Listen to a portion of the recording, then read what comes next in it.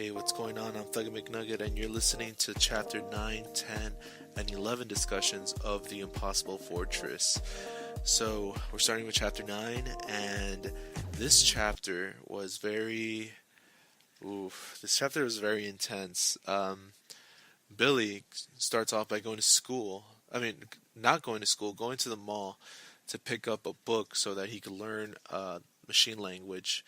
He's planning on reading this book during class, which is already red signs because we know how bad he's doing in school, and he's promised his mother that he's gonna do better. And we're already like thinking like, oh, this is gonna bite him in the ass like later, much like a few chapters down the road and stuff. And he goes to school with a forged excuse note from a doctor, and I know I'm summarizing, but like whatever. And it says that it's gonna work, so you kind of assume that it's gonna work, but out of nowhere, it just comes out that like, oh, the principal's calling you, um, and he wants to see you, and he goes in. His mother's there, so I guess what I'm trying to say is I really like how the book played with expectations, or this chapter, played with the expectations of, like, I guess what you think is going to happen, because it's giving you exposition about what usually happens, so you're assuming it's gonna work out that way because we haven't seen it happen yet. But it stops it stops right there. Like, he gets caught right then and there, and he's surprised, and I as a reader, I'm surprised too. I didn't expect him to be caught so soon.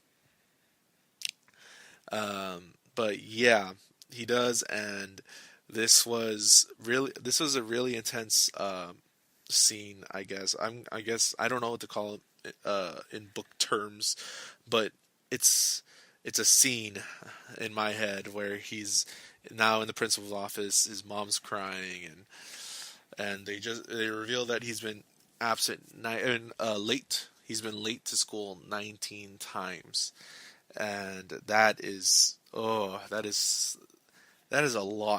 That is a lot to be late, and I felt the tension in that room, and I felt how how like scared he must feel because like these these people finally know what he's been up to, and like it's just scary, like what's gonna happen. And then the principal drops a big bomb on them that he might not even pass ninth grade, that he's gonna have to retake it, and that's not an option. Oh, dude, like I wasn't the best student in high school either, so like sometimes I'd be scared, like, oh, what if like I don't do good and I'm gonna have to redo this grade or something. I don't think I ever was really in that within that realm of doing bad in high school. But it was always a scary thought, and I guess the scary thought just made me push forward and do better. But I've had those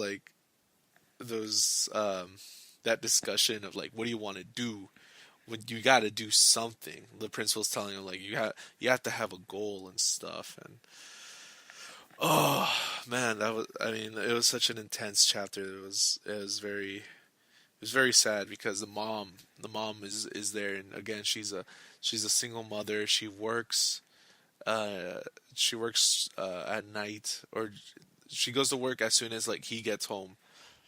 So she's gonna have to go to work in 3 hours, and she hasn't slept.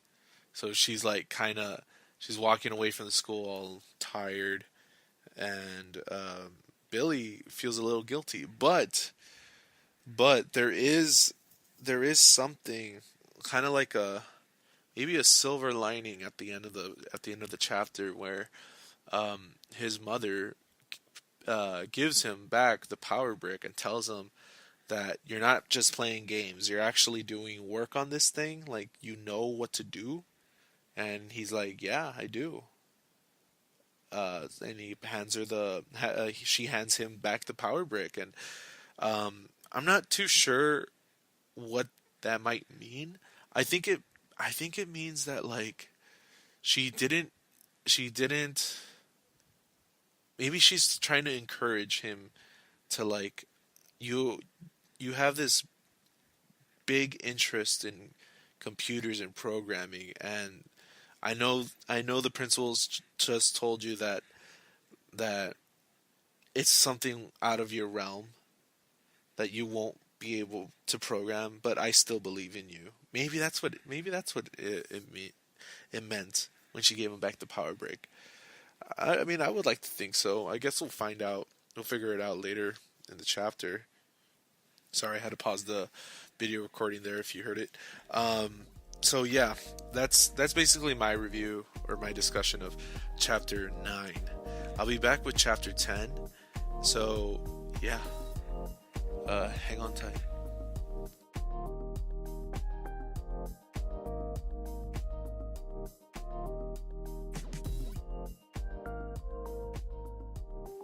Yo, what's up, guys? Welcome back to the book club.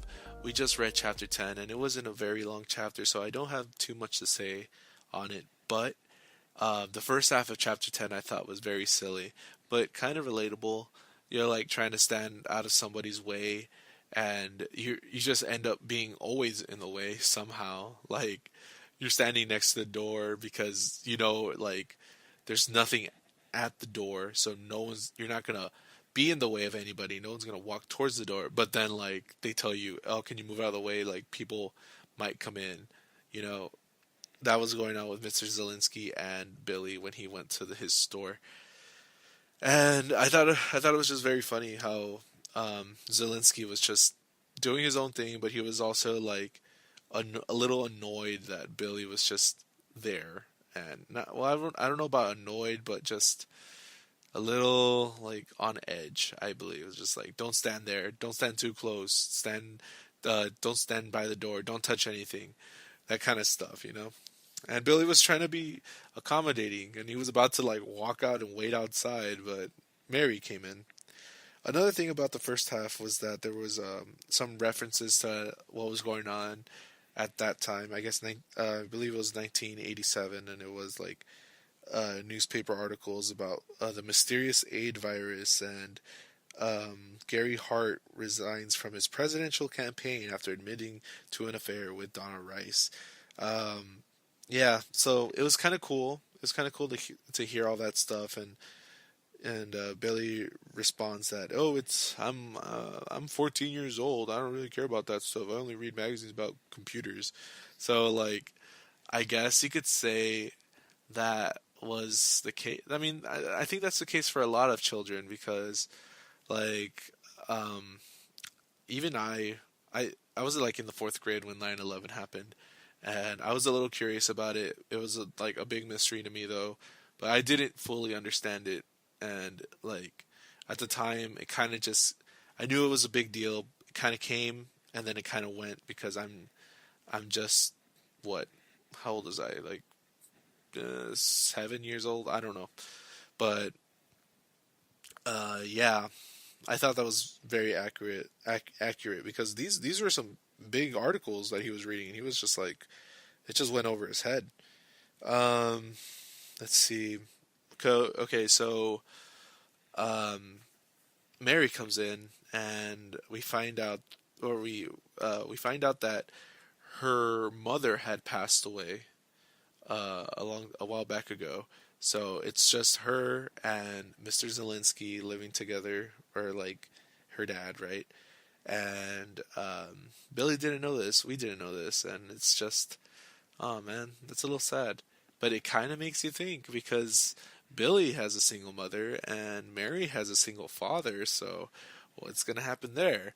Which would totally be like out of nowhere because I thought that they were gonna like be a little couple, I thought they were gonna like each other. So if they end up being like stepbrothers, stepbrother and stepsister, that would be like, whoa, that that would have come out like out of nowhere. But that'd be kind of cool. Also, I'm not gonna knock it. Anyways, They start reading the how to learn a machine language in 30 days, and Mary is realizing he can't. He's like picking and poking keys while typing, and Mary's got like the home row technique, them what Mavis Beacon all taught us, and but at the end of the day, they type at the same speed. So like, imagine if Billy just knew how to type, how much better he would be at it. I think that would be pretty cool. But uh, yeah, the thing is that Billy feels a little inferior to Mary because there was this 45-minute project that he just wrote down. He made a text in different colors, Planet Will softwares or something, and she made them two dancing. Like that's, I'm sorry, Billy, that's a lot more impressive. So we kind of see their range of either coding or I guess maybe intellect or just okay, it could be either how much smarter she is at programming, or it could be how lazy uh, how lazy Will is when it comes to actually doing work, because maybe he is capable of doing the dancing bit, but is way too lazy to even try to like push himself or something. That's maybe what I got. That's what I got out of it. I might be thinking too far ahead or like too into it, but yeah, those are my thoughts of chapter 10, and I will be back with chapter 11 very soon. So stick around.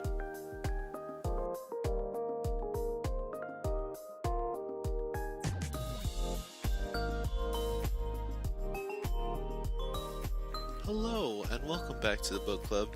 We just finished reading chapter 11, and I hate Alf and Clark.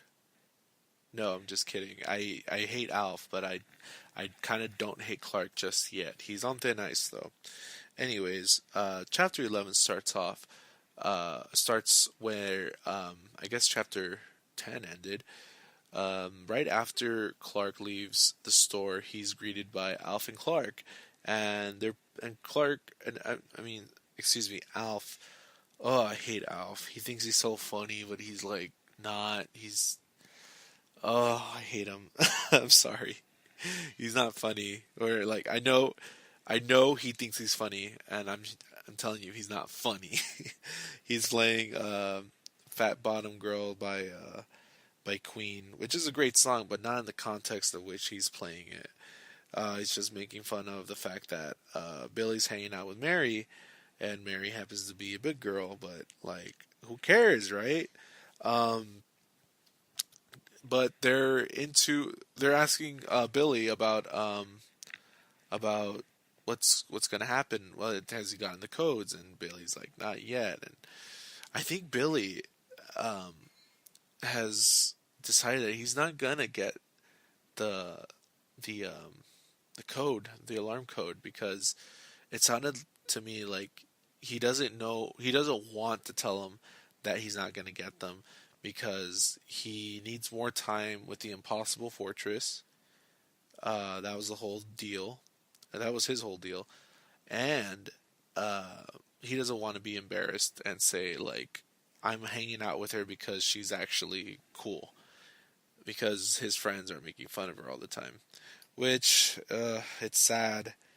It's sad, but like, kids are impressionable and stuff, and hopefully Billy just like, just tells off his friends that, hey, this girl's actually really cool. You should hang out with her and stuff, and we should stop this stupid idea of getting this Playboy magazine, because it's honestly ruining everything that I'm trying to do, and it's gonna get us in jail or like juvenile hall or whatever kids go. Um, and dude, another like it just it this chap these chapters, every time after Billy hangs out with Mary, he's always greeted by Alf and Clark, and those those are the parts where I just, oh, I cannot stand. Like, but it's good. I'm not gonna say like, oh, the book is bad because of it, but just saying like, oh, I wish Billy would just say something, you know. Anyways, this was a short chapter, so there isn't much to talk about. Um, some girls pass by, and they try to act cool in front of them, which goes nowhere, honestly. Um, just shows that they're out they're out for some girls, you know, I guess. And we see Track or Tack. They call him Tack. Um, he's a police officer, and he's telling him that there's been a couple of robberies lately, and so there's added security on Market Street, and they're a little worried about that now because how are they going to rob the how are they going to rob Zelensky's if there's cops everywhere? So now things are even more harder to the heist is even more harder to do. And instead of calling it off, they're like, no, you gotta do it. You gotta get that code. We're gonna figure this out. We got customers. Oh my gosh, Alf of early bird discount or whatever. He's getting money from kids already before he even has the magazines, and he's probably gonna spend the money, even though Billy told him like not to, because you never know what could happen. You just never know. And Billy is trying. I think Billy is trying to say like, I'm not gonna get the codes. I mean, I hope he doesn't, because he would get in serious trouble, and that's just something he doesn't need to put his mom through. You know. Um, I'm really liking the book. I'm liking the parts that don't deal with Alf and Clark.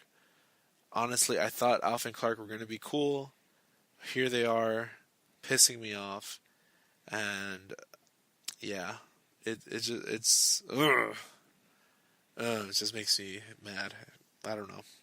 Anyways, thanks for listening to chapters 9, 10, and 11 discussions. We'll be back Monday with chapters 12, 13, 14, and 15. So that is five. No, that is. Oh man, I can't even count. That is 4 chapters we'll be reading or discussing next time. And you might be asking, why 4 chapters? Well, that's because the next few chapters are very short, so I don't have too much to say on them. I think I won't have too much to say on them. I haven't read them yet, but they are short, and I think we could get in 4 chapters that are short in one pod, in one book club pod. Anyways, thanks for listening again. If I really appreciate you guys coming out and listening. So keep it up, and I will keep up keeping on. Anyways, this is another goodbye. Goodbye. Have a good one.